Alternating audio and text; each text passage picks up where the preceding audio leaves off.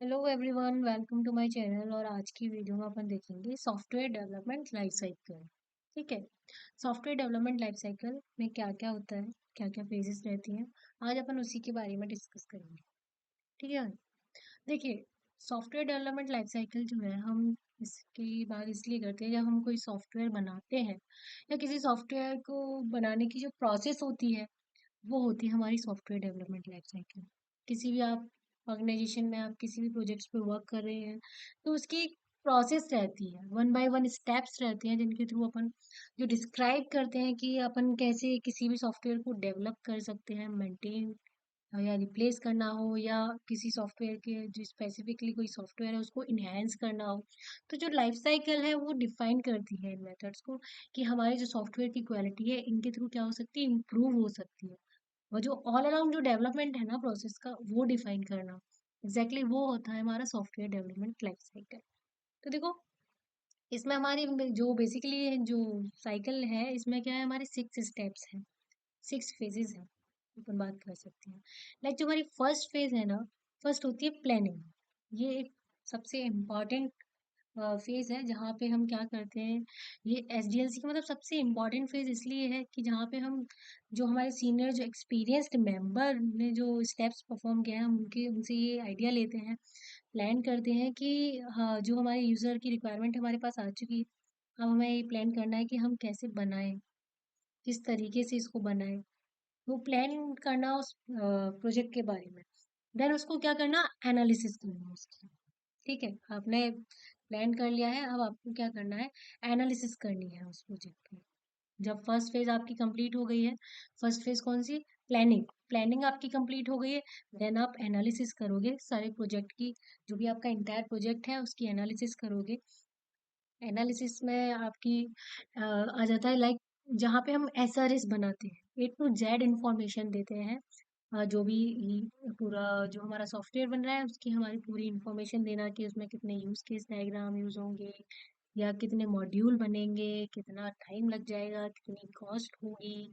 वो पूरा हम एसआरएस में डिफाइन कर देते हैं और कस्टमर को जो है वो अप्रूवल के लिए दे देते हैं। तो ये सब काम होता है एसआरएस के थ्रू। यहाँ पे मतलब हमारी एनालिसिस हो जाती है।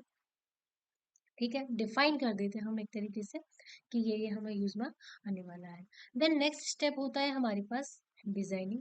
डिजाइनिंग हमारा थर्ड फेज है एसडीएलसी का। यहाँ पे हम डिजाइनिंग फेज में डिफाइन करते हैं पूरा आर्किटेक्चरल पार्ट। ठीक है, with the data flow representation. ठीक है, डिजाइन हमने जहाँ पे हमारे पास आ जाते हैं, जो अपन डिजाइन कर देते हैं ना, डीएफडी डायग्राम्स वगैरह, डेटा फ्लो डायग्राम वगैरह अपन यहाँ पे डिजाइन करते हैं। ठीक है, कि कितने इसमें एंटिटीज रहेंगे, एक्सटर्नल एंटिटीज कितने रहेंगे, क्या क्या प्रोसेस होगी, कहाँ से कहाँ डेटा फ्लो होगा। ठीक है, ये पूरा डिजाइनिंग पार्ट आ जाता है। डिजाइनिंग पार्ट कंप्लीट करने के बाद हमारी जो नेक्स्ट स्टेज है वो रहती है डेवलपमेंट की। और डेवलपमेंट एक also important phase of SDLC. हम यहाँ पे एक्चुअल डेवलपमेंट स्टार्ट करते हैं प्रोजेक्ट की। ठीक है, यहाँ पे हम बिल्ड करते हैं प्रोजेक्ट को। डेवलपर जो है वो अकॉर्डिंग टू द जो असाइन प्रोजेक्ट है उसको कंप्लीट करने के लिए कोई लैंग्वेज चूज करते हैं, हो सकता है जावा हो, पाइथन हो, जो भी लैंग्वेज यूज करके क्या करते हैं, डेवलपमेंट स्टार्ट करते हैं। मीन्स इम्प्लीमेंटेशन, एक कोडिंग पार्ट आ जाना। ठीक है, तो यहाँ पे डेवलपमेंट जैसे ही कंप्लीट होता है, फिर डेवलपमेंट के बाद क्या होगा, टेस्टिंग होगी उस प्रोजेक्ट की। तो यहाँ पे फिर टेस्टिंग फेज स्टार्ट होता है। ठीक है, जहाँ पे आपने डिजाइन परफॉर्म कर ली है, डेवलपमेंट हो चुका है, अब हमारा स्टेप है क्या, टेस्टिंग का। तो ये एक ऑल्सो इम्पॉर्टेंट पार्ट है, किसका फेज है, एसडीएलसी का। क्योंकि टेस्टिंग फेज में क्या होता है, यहाँ पे बहुत सारी एरर्स अकर्स होती हैं। तो डेवलपर क्या करते हैं, उन एरर्स को रिमूव करते हैं।